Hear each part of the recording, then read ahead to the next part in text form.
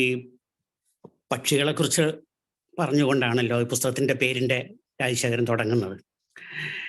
ഈ പക്ഷികളുമായി ബന്ധപ്പെട്ടുകൊണ്ടുള്ള ഒരു കാര്യം എന്ന് പറയുന്നത്, ഈ പക്ഷികൾ എവിടെ പോയി മരിക്കുന്നു എന്നും നമുക്കറിയില്ല. മിക്കവാറും പക്ഷികൾ എവിടെ പോയാണ് മരിക്കുന്നത് എന്ന ചോദ്യം കവിതയിലൊക്കെ അങ്ങനെ ഉയർത്താറുണ്ട്. ലിറ്റിൽ മാഗസിനുകളെ സംബന്ധിച്ചത് ശരിയാണ്. ഈ പിന്നീട് 1 ലക്കോ 2 ലക്കോ അല്ലെങ്കിൽ കൃത്യമായി ഇറങ്ങിയ കൃത്യമായി വരിക്കാർക്ക് എല്ലാ ലക്കവും കൊടുത്ത് അവരുടെ വരിസംഖ്യക്കനുസരിച്ച് കൊടുത്ത് തിരോഭവിച്ച അല്ലെങ്കിൽ ഗുഡ് ബൈ പറഞ്ഞ അപൂർവം പ്രസിദ്ധീകരണങ്ങളെ മലയാളത്തിലുള്ളൂ. ഞാൻ എഡിറ്റ് ചെയ്തിരുന്ന പാഠഭേദം അങ്ങനെ ചെയ്തൊരു പ്രസിദ്ധീകരണമാണ്. ഞങ്ങൾ 4 വർഷം കഴിഞ്ഞപ്പോൾ നിർത്തുന്നു എന്ന് അനൗൺസ് ചെയ്യുകയും കൗണ്ട് ഡൗൺ ആരംഭിക്കുകയും കേരളത്തിൽ 3 സ്ഥലങ്ങളിൽ, കോഴിക്കോടും തൃശ്ശൂരും തിരുവനന്തപുരത്തും ഞങ്ങൾ ഗുഡ് ബൈ ലക്കം പ്രകാശനം ചെയ്യുകയും ചെയ്തു. അങ്ങനെ ചില അപൂർവ ഉദാഹരണങ്ങൾ ഒഴിച്ചിട്ടുണ്ടെങ്കിൽ ലിറ്റിൽ മാഗസിൻ്റെ ഒരു വിധി എന്ന് പറയുന്നത്, അത് ആരൊക്കെയോ ചേർന്ന് തുടങ്ങുന്നു, അത് എവിടേക്കോ അത് പോകുന്നു എന്നുള്ളതാണ്. അപ്പോൾ ഇങ്ങനെ, പക്ഷെ അതേ അവസരത്തിൽ രാജശേഖരൻ പറയാൻ ശ്രമിച്ചതുപോലെ അതിൻ്റെ പത്രാധിപരാരെന്നോ അല്ലെങ്കിൽ യഥാർത്ഥ പത്രാധിപരാരെന്നോ അതിൻ്റെ യഥാർത്ഥ വർക്കിംഗ് ഗ്രൂപ്പ് ആരാണെന്നോ കാര്യമായി നിശ്ചയമൊന്നും ഇല്ല. പിന്നീടാണ് അത് വെളിപ്പെടുത്തപ്പെടുക. ഇല്ലെങ്കിലും പക്ഷേ അതിൻ്റെ കോൺട്രിബ്യൂഷൻ വളരെ വലുതാണ്. ഇപ്പോൾ ഇതിൽ പ്രവർത്തിക്കുന്ന ആൾക്കാരെ സംബന്ധിച്ച് ചിലപ്പോൾ അത് വലിയൊരു ബലിയാണെന്ന് പറയാം. അപ്പോൾ കൽക്കറ്റയിൽ നിന്ന് വരുന്ന ഫ്രോണ്ടിയർ എന്നൊരു പ്രസിദ്ധീകരണമുണ്ട്, പ്രധാനമായിട്ട് രാഷ്ട്രീയ വാരികയാണ്. അതിൻ്റെ പത്രാധിപർ സമർസൻ അക്കാലത്തെ ഏറ്റവും പ്രോമിസിംഗ് ആയ 3 ബംഗാളി കവികളിൽ ഒരാളാണ്. അദ്ദേഹം കവിത എഴുത്ത് നിർത്തുകയും ഫ്രോണ്ടിയർ എന്നൊരു പ്രസിദ്ധീകരണം ആരംഭിക്കുകയും ചെയ്തു. മലയാളത്തിന് ബംഗാളി ഭാഷയിൽ ഒരു കവിയെ നഷ്ടപ്പെട്ടു, പക്ഷെ ഇന്ത്യക്ക് ഒരു പത്രാധിപരെ കിട്ടി എന്നാണ് സമർസനവുമായി ബന്ധപ്പെട്ടുകൊണ്ട് പറയാറുള്ളത്.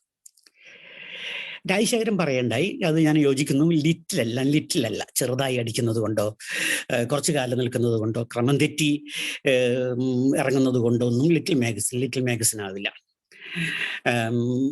അതൊരു അവൻഗാർഡ് പ്രസിദ്ധീകരണമാണ്. അത് നിലവിലുള്ള വ്യവസ്ഥയ്ക്ക് എതിരായി ചില നിലപാടുകൾ, ചില ആശയങ്ങൾ, ചില ഇടപെടലുകൾ നടത്തുമ്പോൾ മാത്രമേ ഒരു അത് അവൻഗാർഡ് പ്രസിദ്ധീകരണമാവും, ലിറ്റിൽ മാഗസിൻ ആവും. ഇപ്പോൾ പ്രസക്തി എന്ന മാസിക പി എൻ ദാസ് എഡിറ്ററും കെ ശങ്കരപിള്ളയും രാജീവനും സച്ചിദാനന്ദനൊക്കെ പിന്നിലുണ്ടായിരുന്ന പ്രസക്തി എന്ന മാസിക 2 ലക്കങ്ങളെ ഇറങ്ങിയുള്ളൂ. പക്ഷെ അതിൻ്റെ കോൺട്രിബ്യൂഷൻ വളരെ വലുതാണ്. കെ ശങ്കരപ്പിള്ളയുടെ ബംഗാൾ എന്ന കവിതയടക്കം അതിലാണ് വന്നത്. അതേപോലെ തന്നെ പക്ഷേ ഈ അടുത്ത കാലത്ത് എനിക്കൊരു 3-4 കൊല്ലം മുമ്പ് പട്ടാമ്പി കോളേജിൽ ലിറ്റിൽ മാഗസിനുകളുടെ ഒരു പ്രദർശനം നടക്കുകയുണ്ട്. ഏതാണ്ട് 8,000-ലധികം മാസികകളാണ് അവിടെ പ്രദർശിപ്പിക്കപ്പെട്ടത്. എന്നെ അത്ഭുതപ്പെടുത്തിയ ഒരു കാര്യം, കോട്ടയത്ത് നിന്നുള്ള ഇടയ്ക്ക് മത്സരത്തിൽ നിന്നുപോയ മംഗളത്തോടും മനോരമയോടുള്ള മത്സരത്തിൽ നിന്നുപോയ ചില മകാര പ്രസിദ്ധീകരണങ്ങൾ വരെ ലിറ്റിൽ മാഗസിനായിട്ടാണ് പരിഗണിക്കപ്പെടുന്നത്. മലയാളത്തിൽ ഘോഷിക്കപ്പെടുന്ന പല ലിറ്റിൽ മാഗസിനുകളെ അല്ല, വലിയ എഴുത്തുകാരുടെ ചവറ്റുകൊട്ടയെ ആശ്രയിച്ചുകൊണ്ട് 1 മാസമോ 2 മാസമോ കൂടുമ്പോൾ അച്ചടിച്ചിറക്കുന്ന പ്രസിദ്ധീകരണങ്ങളെ അല്ല നമ്മൾ ലിറ്റിൽ മാഗസിൻ എന്ന് വിളിക്കുന്നത്. അത് ലിറ്റിലാകുന്നത് അത് അവൻഗാർഡ് ആകുമ്പോഴാണ്. നിലവിലുള്ള വ്യവസ്ഥാപിതമായ ആശയങ്ങൾക്ക് അല്ലെങ്കിൽ പ്രസിദ്ധീകരണങ്ങൾക്ക് ഉൾക്കൊള്ളാനാവാതെ അവ നിരസിക്കുന്ന അല്ലെങ്കിൽ അവയെ ചലഞ്ച് ചെയ്യുന്ന ചില ആശയങ്ങൾ, നിലപാടുകൾ, സാഹിത്യ സൃഷ്ടികൾ, കലാ പ്രവർത്തനങ്ങളൊക്കെ ഉണ്ടാകുമ്പോഴാണ് ലിറ്റിൽ മാഗസിൻ അനിവാര്യമാകുന്നത്. പല കാരണങ്ങളാലും ലിറ്റിൽ മാഗസിൻ ഇടയ്ക്ക് നിന്ന് പോവുകയും ചെയ്യും. പക്ഷേ എത്ര ലക്കം ഇറങ്ങി എന്നുള്ളതല്ല, അത് ആ സമയത്ത് എന്ത് കോൺട്രിബ്യൂട്ട് ചെയ്തു എന്നതാണ് പ്രധാനപ്പെട്ട കാര്യം എന്ന് ഞാൻ വിചാരിക്കുന്നു. ഇത് നേരിട്ട് പറഞ്ഞാൽ ലിറ്റിൽ മാഗസിനുകൾ അതത് രംഗത്ത് അത് മാത്രമല്ല, മലയാളത്തിൽ വ്യവസ്ഥാപിത പ്രസിദ്ധീകരണങ്ങളെ മാറ്റുന്നതിൽ, ഇപ്പോൾ വാരാന്ത്യപ്പതിപ്പുകൾ മാറ്റുന്നതിൽ, നമ്മുടെ ലിറ്റററി ജേണലുകളെ, മാതൃഭൂമി അടക്കം മാറ്റുന്നതിൽ വലിയ പങ്കാണ് ലിറ്റിൽ മാഗസിനുകൾ പ്രവർത്തിച്ച പാരമ്പര്യമുള്ള പത്രാധിപന്മാർ അവരുടെ ഡെസ്കിലെത്തുമ്പോൾ സംഭവിക്കുന്നത്. അതുകൊണ്ട് ലിറ്റിൽ മാഗസിൻ അതത് കാലത്ത് പ്രവർത്തിക്കുക മാത്രമല്ല, പിന്നീട് വ്യവസ്ഥാപിത പ്രസിദ്ധീകരണങ്ങളെ തന്നെ മാറ്റുന്നതിന് സഹായകമായി മാറുകയും ചെയ്യുന്നു എന്നാണ് ഞാൻ പറയാൻ ശ്രമിക്കുന്നത്. പക്ഷെ ഇങ്ങനെയുള്ള കണക്കെടുപ്പുകളിൽ രാജശേഖരന്റെ പുസ്തകത്തിൽ അത് പ്രധാനമായി ഉണ്ടോ എന്ന് എനിക്കറിയില്ല. പ്രധാനപ്പെട്ട ചില ലിറ്റിൽ മാഗസിനുകൾ വിട്ടുപോകാറുണ്ട്. ഉദാഹരണമായിട്ട് നിർണയം എന്ന എം എ ജോൺ എഡിറ്ററായ നിർണയം എന്ന വാരിക. യഥാർത്ഥത്തിൽ ഈ സമീക്ഷ പിന്നീട് മോഡേണിറ്റിയുടെ തന്നെ വക്താവായി അറിയപ്പെടുന്ന ആ തരത്തിൽ ഇകഴ്ത്തപ്പെട്ട ഹരിത വിപ്ലവത്തിന്റെയും രാസവളങ്ങളുടെയും കീടനാശിനികളുടെ ഒക്കെ വക്താവായ FACTയുടെ പരസ്യം കൊണ്ടാണ് സമീക്ഷ നിലനിന്നത്. അതിന്റെ ബേക്കവർ പരസ്യം FACTയുടേതായിരുന്നു. യഥാർത്ഥത്തിൽ സമീക്ഷയുടെ നിലപാടിന് നേരെ വിപരീതമാണെന്ന് പിന്നീട് ഇപ്പോൾ വായിക്കുമ്പോൾ നമുക്ക് തോന്നാം. അതേ അവസരത്തിൽ എം എ ജോൺ പരിവർത്തനവാദികളുടെ ബാനറിൽ നിർണയം ഇറക്കുമ്പോൾ നിർണയത്തിന് ആദ്യമായി വന്ന സഹായ വാഗ്ദാനം FACTയുടേതായിരുന്നു. അതിനെ നിരസിക്കുകയാണ് ചെയ്തത്. പരസ്യങ്ങൾ സ്വീകരിക്കുന്നതല്ല നിങ്ങളുടെ അടക്കം. അങ്ങനെയാണ് നിർണയം എന്നൊരു മാസിക വാരിക ഇറങ്ങിയത്. അതേപോലെ തന്നെയാണ് ഇറങ്ങിയ 11 ലക്കങ്ങളും കണ്ടുകെട്ടപ്പെടുകയും 11ാമത്തെ ലക്കത്തിൽ പത്രാധിപർ ജയിലിൽ അടയ്ക്കപ്പെടുകയും ചെയ്ത ഇൻകിലാബ് എന്ന പ്രസിദ്ധീകരണം. വേണുവായിരുന്നു അതിന്റെ പത്രാധിപർ.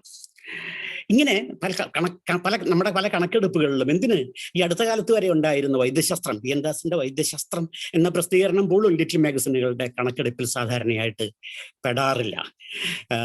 ഇപ്പൊ ഇതിനു മുമ്പ് ഈ രാജശേഖരന് മുമ്പ് പ്രധാനപ്പെട്ട ചില ഇതുമായി ബന്ധപ്പെട്ട പഠനങ്ങൾ നടത്തിയിട്ടുള്ള ചിലർ കെ എൻ ഷാജിയും പ്രദീപ് പനങ്ങാടും ഒക്കെ ആണല്ലോ. സ്വാഭാവികമായും എന്ന് വെച്ചിട്ടുണ്ടെങ്കിൽ അവരുടെ പുസ്തകങ്ങളടക്കം ലിറ്റിൽ മാഗസിനുകളെ സമഗ്രമായി വിലയിരുത്തുന്നതിൽ ചില വീഴ്ചകൾ വരുത്തിയിട്ടുണ്ട്. അത് അവരുടെ മാത്രം കുഴപ്പമല്ല. പലതും കോപ്പികൾ അവൈലബിൾ ആവണമെന്നില്ല, ആ ടീം പിൻവാങ്ങിയിട്ടുണ്ടാവാം. ഇനി പിന്നെ പല കാരണങ്ങളാലും ഇപ്പോൾ ഉദാഹരണമായിട്ട് ഇപ്പോൾ തീവ്രവാദ പ്രസ്ഥാനങ്ങളുമായി ബന്ധപ്പെട്ടിട്ടുള്ള പല പ്രസിദ്ധീകരണങ്ങളും സൂക്ഷിക്കുക എന്നുള്ളത് അപകടകരമായിരിക്കും. ഇപ്പം എം ഗോവിന്ദൻ്റെ ഒരു കഥയുണ്ട്, യമനത്തേടി എന്ന് പറഞ്ഞൊരു കഥ. യമനത്തേടി എന്നുള്ള കഥ പ്രധാനമായും അത് എം ഗോവിന്ദൻ മദ്രാസിലായിരുന്നല്ലോ ആ സമയത്ത് തമിഴ്നാട് പോലീസ് എം ഗോവിന്ദൻ അന്വേഷിച്ച് പോവുകയാണ്. എന്നിട്ട് പോലീസ് ചോദിക്കുന്നൊരു ചോദ്യം, തമിഴ്നാട് രഹസ്യ പോലീസ് ചോദിക്കുന്നൊരു ചോദ്യം യമനും നിങ്ങളുമായി എന്ത് ബന്ധം എന്നുള്ളതാണ്. അതായത് അന്ന് ഇറങ്ങിയിരുന്ന യനാൻ എന്നുള്ള ഞാൻ കൂടി പ്രവർത്തിച്ചിരുന്ന പ്രസിദ്ധീകരണം കണ്ടുകെട്ടപ്പെട്ടു. അത് പോസ്റ്റ് ഓഫീസിൽ നിന്ന് തന്നെ കണ്ടുകെട്ടപ്പെട്ടു, വായനക്കാരിൽ എത്തുന്നതിന് മുമ്പ് തന്നെ. അതിൽ കോംപ്ലിമെന്ററി കോപ്പി എം ഗോവിന്ദനും അയച്ചിരുന്നു. അപ്പോൾ അങ്ങനെ അത് അച്ചടിച്ചു വന്നപ്പോൾ അല്ലെങ്കിൽ അവർ വായിച്ചപ്പോൾ YENAN എന്നുള്ളത് YEMAN ആയി വായിക്കുകയോ ടൈപ്പ് ചെയ്യുകയാണ് ചെയ്തത്. അങ്ങനെയാണ് യനാൻ എന്നുള്ള തനിക്കറിയാത്ത ഒരു പ്രസിദ്ധീകരണത്തിൽ ബന്ധത്തിന്റെ പേരിൽ യമനത്തേടി എം ഗോവിന്ദനെ പോലീസ് എത്തുന്നത്. അതുകൊണ്ട് പല ലിറ്റിൽ മാഗസിനുകളും നശിപ്പിക്കപ്പെട്ടിട്ടുണ്ട്. അക്കാലത്ത് അതിന്റെ കോപ്പികൾ പത്രാധിപരുടെ അടുത്തോ പത്രാധിപ സമിതിയുടെ ആൾക്കാരുടെ അടുത്തോ ഒന്നുമില്ലാത്ത രീതിയിൽ പോയിട്ടുണ്ട്. അങ്ങനെയും ഇതിനെക്കുറിച്ചുള്ള പഠനം പലപ്പോഴും ബുദ്ധിമുട്ടുള്ള ഒന്നാണ്. അതുകൊണ്ട് കൂടിയായിരിക്കാം ഈ രണ്ട് പേരുടെ പഠനങ്ങളെയും എങ്ങനെ മുന്നോട്ട് കൊണ്ടുപോയിരിക്കുന്നു PK രാജശേഖരന്റെ എന്നത് ആ അർത്ഥത്തിൽ കൂടി എനിക്ക് പ്രത്യേകമായ ഒരു താല്പര്യമുണ്ട് രാജശേഖരന്റെ പുസ്തകത്തിൽ. പലപ്പോഴും ഈ ലിറ്റിൽ മാഗസിനുകളുമായി ബന്ധപ്പെട്ടുകൊണ്ട് പറയുന്ന ഒരു കാര്യം സാമ്പത്തിക പ്രതിസന്ധി കൊണ്ടാണ്, കാശില്ലാത്തത് കൊണ്ടാണ്, കാമുകിയുടെയോ ഭാര്യയുടെയോ പെങ്ങളുടെയോ താലിമാലയൊക്കെ വിറ്റിട്ടാണ് ഇതിന്ന് രക്ഷപ്പെട്ടത്, സാമ്പത്തിക ബാധ്യത. അത് അത്ര ശരിയാണോ എന്ന് എനിക്ക് തോന്നുന്നില്ല. കാരണം എനിക്ക് നേരെ തിരിച്ചാണ് വരുന്നത്. പല ലിറ്റിൽ മാഗസിനുകൾക്ക് ഒരു പബ്ലിഷർ ഉണ്ടായി കഴിഞ്ഞാലാണ് കുഴപ്പം. വൈദ്യശാസ്ത്രം എന്നുള്ള പ്രസിദ്ധീകരണം തന്നെ വളരെ നന്നായി വന്നിരുന്ന ഒരു പ്രസിദ്ധീകരണമാണ്. അതിനൊരു മാനേജിംഗ് എഡിറ്റർ ഉണ്ടായതോടുകൂടി അത് അവസാനിച്ചു. ഇപ്പോൾ മലയാളത്തിലുള്ള പല ലിറ്റിൽ മാഗസിനുകൾക്കും ശരിക്കും അതിലും പബ്ലിഷിംഗ് ഹൗസുകളുടെ സ്പോൺസർഷിപ്പിലാണ് നടത്തുന്നത്. പച്ചക്കുതിര അടക്കമുള്ള പല പ്രസിദ്ധീകരണങ്ങളും അങ്ങനെയാണ്. പല ബിസിനസ് ഗ്രൂപ്പുകളാണ് നടത്തുന്നത്. എന്നെ അത്ഭുതപ്പെടുത്തിയ ഒരു കാര്യം ഞാൻ പറയാം. മലയാളത്തിലെ ഏതാണ്ട് 10 വർഷം മുമ്പുള്ള ലിറ്റിൽ മാഗസിനുകളിൽ അവരുടെ മൊത്തം 500 കോപ്പി, 1000 കോപ്പി, 1500 കോപ്പിയൊക്കെയാണുള്ളത് അടിക്കുന്നത്. 5000-ന് മേലെ കോപ്പികൾ അച്ചടിച്ചിട്ടുള്ള ലിറ്റിൽ മാഗസിൻ മലയാളത്തിൽ ഉണ്ടാകാൻ വഴിയില്ല എന്ന് എനിക്ക് തോന്നുന്നത്. ഇതിന്റെ മൊത്തം പ്രൊഡക്ഷൻ കോസ്റ്റ് 10,000 രൂപയോ 20,000 രൂപയൊക്കെ ആയിരിക്കും. പക്ഷെ അതേ അവസരത്തിൽ കോഴിക്കോട് നിറക്കിയിരുന്ന ഒരു പ്രസിദ്ധീകരണത്തിന് സുജീവിതം എന്നൊരു പ്രസിദ്ധീകരണത്തിന്റെ എഡിറ്റർ സുമാർ അഴീക്കോടായിരുന്നു. അതിന്റെ വർക്കുകൾ ചെയ്തിരുന്ന ഒരു സുഹൃത്തിനെ ഞാൻ ഒരിക്കൽ കണ്ടപ്പോൾ അദ്ദേഹം ഒരു ചെക്ക് മാറാൻ പോവുകയാണ്. 24,000 രൂപയുടെ ചെക്കാണ്. അദ്ദേഹം ഞാൻ പറഞ്ഞു 24,000 രൂപ. അല്ല, എനിക്കും അഴീക്കോട് മാഷ്ക്കും കൂടി ഉള്ളതാണ്. പകുതിയാണോ? അല്ല, അഴീക്കോട് മാഷ്ക്ക് 20,000 രൂപയും എനിക്ക് 4,000 രൂപയുമാണ്. അഴീക്കോട് മാഷ് ആകെ ചെയ്യുന്നത് 1/2 പേജ് ഒരു എഡിറ്റോറിയൽ എഴുതൽ മാത്രമാണ്. പിന്നീട് ഇത് 30,000 എഡിറ്റോറിയൽ ബോർഡിന് വേണ്ടി 50,000-ന് മേലെ തുക ചെലവഴിക്കുന്ന പ്രസിദ്ധീകരണങ്ങൾ നമുക്കുണ്ടായി. എന്തിന്? പത്രാധിപ സമിതിക്ക് വേണ്ടി എയർ കണ്ടീഷൻഡ് റൂം പ്രത്യേകം പണിതിട്ടുള്ള പ്രസിദ്ധീകരണങ്ങൾ പോലും മലയാളത്തിലുണ്ട്. ഒരു ലിറ്റിൽ മാഗസിൻ്റെ നിന്നുപോയ ലിറ്റിൽ മാഗസിൻ്റെ കണക്ക് ഞാൻ കേട്ടത് അതിൻ്റെ പ്രൊഡക്ഷൻ കോസ്റ്റ് 4 ലക്ഷത്തിന് മേലെയും അതിൻ്റെ റിട്ടേൺസ് 8,000 രൂപയും എന്നുള്ളതാണ്. ഇങ്ങനത്തെ ഒരു പ്രസിദ്ധീകരണം നിൽക്കുക ഏതെങ്കിലും സ്പോൺസർഷിപ്പിലൂടെയാണ് മിക്കവാറും സംഭവിക്കുന്നത്. ഇത് മിക്കവാറും ഒരു സീറോ ബജറ്റിൻ്റെതാണ് ലിറ്റിൽ മാഗസിൻ. വളരെ ബുദ്ധിമുട്ടി മാത്രം ഇറക്കാൻ കഴിയുന്ന ഒന്നാണത്. ഒരു ദാരിദ്ര്യത്തിൻ്റെ പത്രപ്രവർത്തനത്തിലൂടെ മാത്രമേ ഇത് നിൽക്കൂ. അങ്ങനെ ഇടയ്ക്ക് വീണും പിടിച്ചെഴുന്നേറ്റും അങ്ങനെ തന്നെയാണ് ഇതിൻ്റെ പോക്ക് എന്ന് എനിക്ക് തോന്നുന്നു. അപ്പൊ ഇവിടെ പ്രശ്നം അപ്പൊ പാഠഭേദത്തെ സംബന്ധിച്ച് ഞാനൊരു 75 ഞാൻ മുതൽ പിന്നീട് പ്രേരണ, പിന്നീട് വാക്ക്, ഇപ്പോൾ 30-ലധികം വർഷമായി പാഠഭേദം ഈ പ്രസിദ്ധീകരണങ്ങളുടെ പ്രധാന പ്രവർത്തകനായി ഞാൻ നിൽക്കുന്നുണ്ട്. ഈ പ്രസിദ്ധീകരണങ്ങളിൽ ഒന്നും സാമ്പത്തികമായ പ്രതിസന്ധി നിന്ന് പോയതല്ല, മറ്റു ചില കാര്യങ്ങളായിരുന്നു. ഇപ്പൊ ഞങ്ങൾ നേരത്തെ പറഞ്ഞതുപോലെ ഞങ്ങൾ 4-5 വർഷത്തിന് ശേഷം പാഠഭേദം മാസിക അന്ന് ദൈവാരിയായിരുന്നു. അത് നിർത്താനുള്ള ഒരു കാരണം ഒട്ടും സാമ്പത്തിക പ്രതിസന്ധിയേ അല്ല, എഡിറ്റോറിയൽ പ്രതിസന്ധിയായിരുന്നു. ഞങ്ങളുടെ സർഗാത്മകതയെ അത് ചലഞ്ച് ചെയ്യുന്നു. ആ തരത്തിൽ മാത്രമല്ല, ഇങ്ങനെ 2 കാര്യങ്ങളുണ്ടായി. ഒന്ന്, ഈ ഒരു 2 ആഴ്ച കൂടുമ്പോഴും എടുക്കേണ്ട റാഡിക്കലായ നിലപാടുകൾ നമ്മൾ ചുട്ടെടുത്ത് തരുമെന്ന രീതിയിൽ വായനക്കാർ അലസമാകുന്നു. അതൊന്ന്. മറ്റൊന്ന്, ഇതിൻ്റെ ചില പരിചരണ രീതികൾ, അതിൻ്റെ ടൈറ്റിൽ ഇടുന്ന അടക്കമുള്ള രീതികൾ മെയിൻ സ്ട്രീം പത്രത്തിലേക്ക് പോകുന്നു. ഈ വിഷയങ്ങളും പോകുന്നു. ഇപ്പൊ നവസാമൂഹ്യ പ്രസ്ഥാനങ്ങളുടെ വിഷയങ്ങളാണ് യഥാർത്ഥത്തിൽ പാഠഭേദം കൈകാര്യം ചെയ്തിരുന്നത്. ആ വിഷയങ്ങളെല്ലാം പരിസ്ഥിതി, സ്ത്രീവാദം, മൈനോറിറ്റി റൈറ്റ്സ്, ഇതെല്ലാം മനുഷ്യാവകാശം, ദലിത്, ആദിവാസി പ്രശ്നങ്ങൾ, ഇതെല്ലാം മെയിൻ സ്ട്രീം പ്രസിദ്ധീകരണങ്ങളുടെ വിഷയങ്ങളുമായി. അതുകൊണ്ടാണ് ഒരു ഇടവേള എടുക്കാൻ ഞങ്ങൾ തീരുമാനിച്ചത്. പിന്നീട് ഞങ്ങൾ തിരിച്ചു വരാൻ തീരുമാനിക്കുകയും ചെയ്തു. അതുകൊണ്ട് ഈ സാമ്പത്തികമായ പ്രശ്നം അത്ര പ്രധാനമാണോ എന്ന് എനിക്ക് തോന്നുന്നില്ല. പൊതുവെ ഇപ്പോൾ ലിറ്റിൽ മാഗസിനുകൾ ഉണ്ടോ എന്ന് ചോദിച്ചാൽ ഇല്ല എന്ന് നമുക്ക് പറയാൻ പറ്റില്ല. ഉണ്ട്. പക്ഷേ അത് എത്രമാത്രം സജീവമാണ്, എത്രമാത്രം ഈ നേരത്തെ സൂചിപ്പിച്ചിട്ടുള്ള അവൻഗാർഡ് എന്നുള്ള ചലഞ്ച് ഏറ്റെടുക്കുന്നു എന്ന കാര്യങ്ങളൊക്കെ ചർച്ച ചെയ്യപ്പെടേണ്ടതാണ്. പ്രത്യേകിച്ചും 70-കളുടെയും 80-കളുടെയും 50 മുതലുള്ള നവസാഹിതിയും സമീക്ഷയും മുതൽ ഉള്ള പ്രസിദ്ധീകരണങ്ങൾ, ഏതാണ്ട് മിക്ക പ്രസിദ്ധീകരണങ്ങളുടെയും പേര് രാജശേഖരൻ എടുത്തു പറയുകയുണ്ടായല്ലോ. അത് കുറച്ചുകൂടി വിശദമായി പുസ്തകത്തിലുണ്ടാവുമെന്ന് ഞാൻ വിചാരിക്കുന്നു. ഈ പ്രസിദ്ധീകരണങ്ങൾ പൊതുവെ നേരത്തെ പറഞ്ഞ കോൺട്രിബ്യൂഷൻസ് ആണ് ഉണ്ടാക്കിയിരിക്കുന്നത് എനിക്ക് തോന്നുന്നു. ഇപ്പോൾ യഥാർത്ഥത്തിൽ ലിറ്റിൽ മാഗസിൻ എന്താണ്? ഏത് കാലത്തും സ്വാഭാവികമായും വ്യവസ്ഥാപിതത്തിനെതിരായ വലതുപക്ഷത്തിനെതിരെ ഇടതുപക്ഷം നിവർന്നു നിൽക്കും.